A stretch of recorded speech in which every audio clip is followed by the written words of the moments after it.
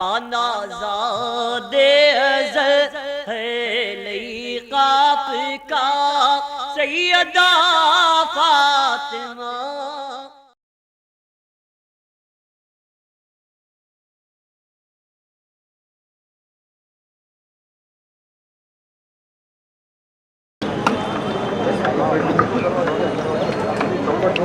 السلام علیکم ورحمۃ اللہ وبرکاتہ۔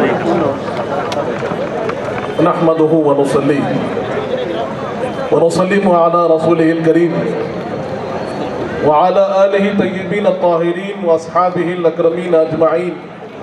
وعلى من تبعهم بإحسان إلى يوم الدين، أما بعد. قال تعالى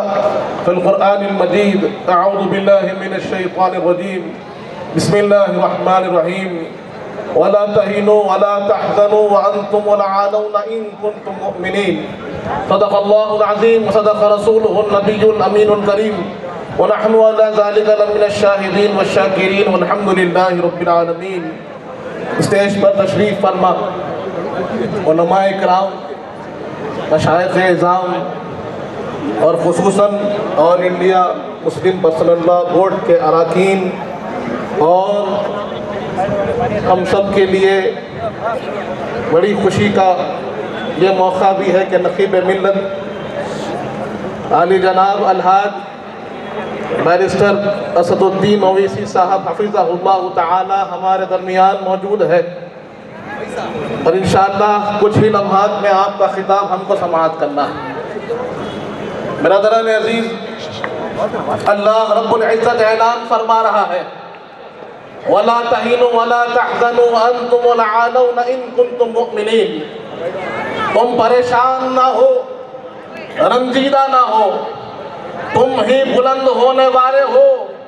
اگر تم ایمان والے رہو گے، اگر تمہارا ایمان مضبوط ہوگا،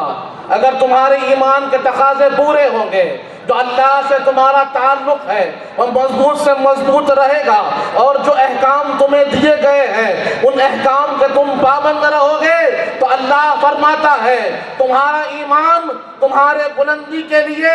کافی ہے، تمہاری کامیابی کے لیے کافی ہے، تمہارا رب تمہارے لیے کافی ہے۔ اب یہاں ہمیں جانچنا ہے اپنے آپ کو کہ کیا ہم اپنے فرائض کو انجام دے رہے ہیں، جو تقاضے ایمان ہے اس کو پورا کر رہے ہیں، جو اللہ سے ہمارا تعلق ہے اسے پورا کیا جا رہا ہے یا نہیں کیا جا رہا ہے۔ دوسری طرف ہم جب کانسٹیٹیوشن کی طرف دیکھتے ہیں، ایک طرف ہمارا نعرہ ہے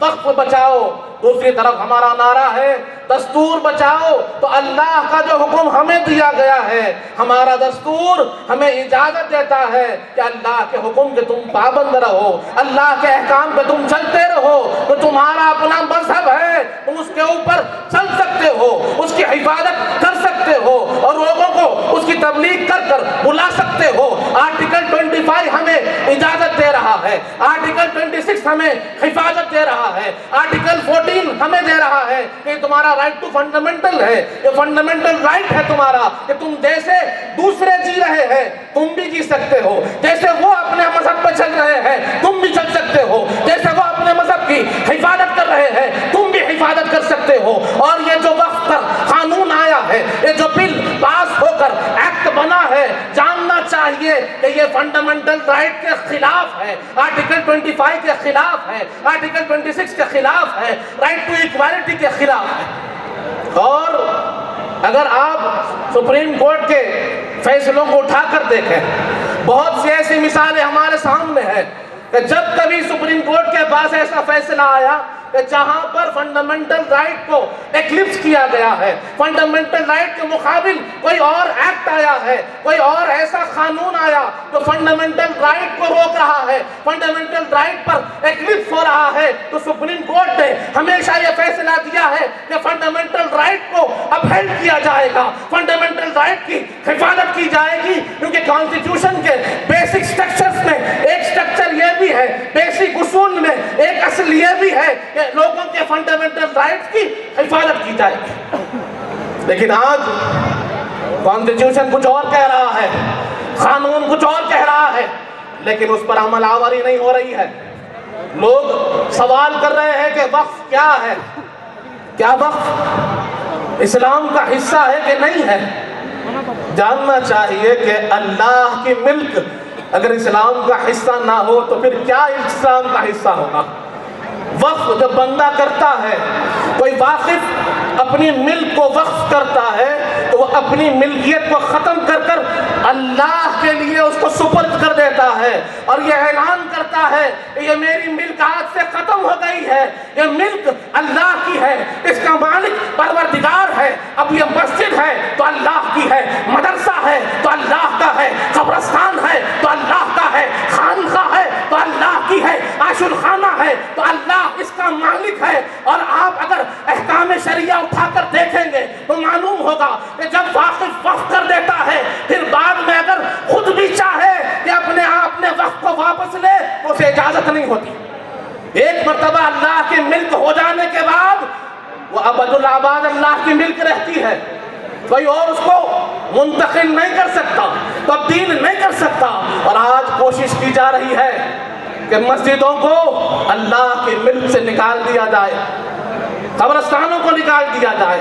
خانقاہوں کو نکال دیا جائے۔ یہاں ہم کو یہ بات کو جاننا ہوگا کہ ہماری ذمہ داری ہے کہ آج ہم متحد ہو کر ایک آواز ہو کر اس کی مخالفت کریں، کیونکہ اللہ فرماتا ہے جب تم متحد ہوں گے تو کامیاب ہوں گے، اگر منتشر ہوں گے تو بکھر جائیں گے۔ تو آج ہماری ذمہ داری ہے کہ جیسے ہم کو آواز دی گئی، آج ہم خانوں میں بٹے ہوئے تھے، الگ الگ تھے، بکھرے ہوئے تھے، لیکن اللہ کا کیسا فضل ہے دیکھیے، اس شر میں خیر کا ایک پہلو ظاہر ہوتا ہوا سامنے آ گیا، اور جو الگ الگ خانوں میں بٹے ہوئے تھے آج اس کاز کے لیے، اس مقصد کے لیے متحد ہو گئے ہیں۔ اب اس اتحاد کو ہمیں آگے بڑھانا ہے اور جہاں جہاں ضرورت ہے ہمیں آگے بڑھ کر اپنا کردار نبھانا ہے، اور انشاءاللہ اللہ ہمیں کامیاب کرنے والا ہے۔ شاعر نے بڑا خوب کہا ہے، یہ خیچیہ خاک روکے گی ہمیں اڑنے سے، یہ خیچیہ خاک روکے گی ہمیں اڑنے سے، ہم پروں سے نہیں حوصلوں سے اڑتے ہیں، ہم پروں سے نہیں حوصلوں سے اڑتے ہیں۔ جزاک اللہ خیر۔ ماشاءاللہ، جزاکم اللہ خیر۔ سرپالے آپ کا